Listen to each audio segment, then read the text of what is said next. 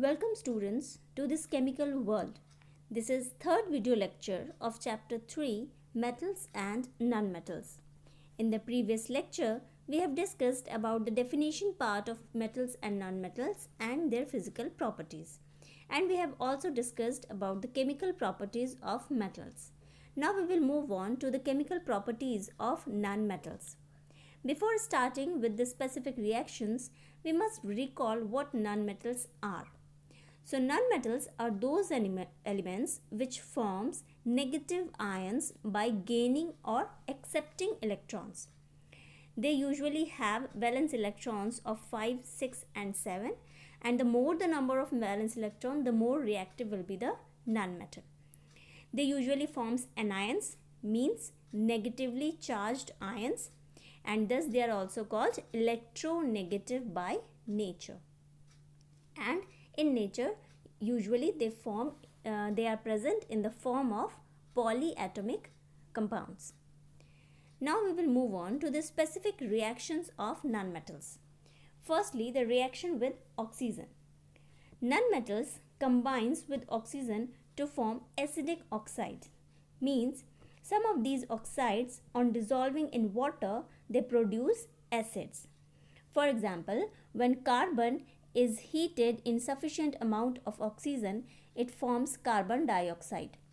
Similarly, sulfur forms sulfur dioxide, and these oxides on reaction with water, they forms corresponding carbonic acid and sulfurous acid.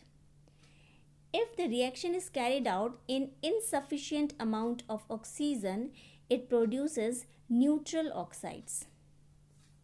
Now second is the reaction with water.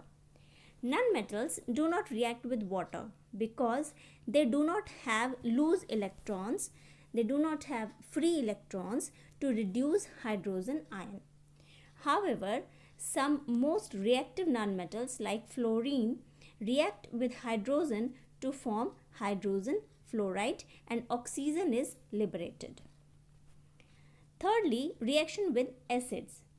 Usually, nonmetals do not react with dilute acids to form salt and water. However, some nonmetals like sulfur, it react with oxidizing acid to produce oxo acids. For example, sulfur react with concentrated nitric acid to form sulfuric acid and nitrogen dioxide. Now next one is the reaction with chlorine. Nonmetals react with chlorine to form chlorides, which is a covalent compound. For example, phosphorus will form phosphorus trichloride, hydrogen forms hydrogen chloride, etc. Now the reaction with hydrogen.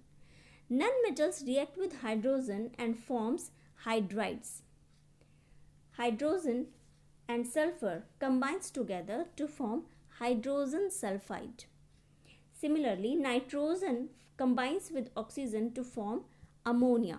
These are the stable compounds.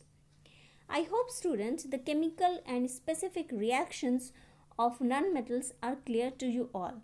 In the next video, we will meet with some other interesting topic. Till then, stay safe and healthy, and you can also follow notes and related worksheets uploaded in the school website. Till then, stay safe and healthy. Thank you.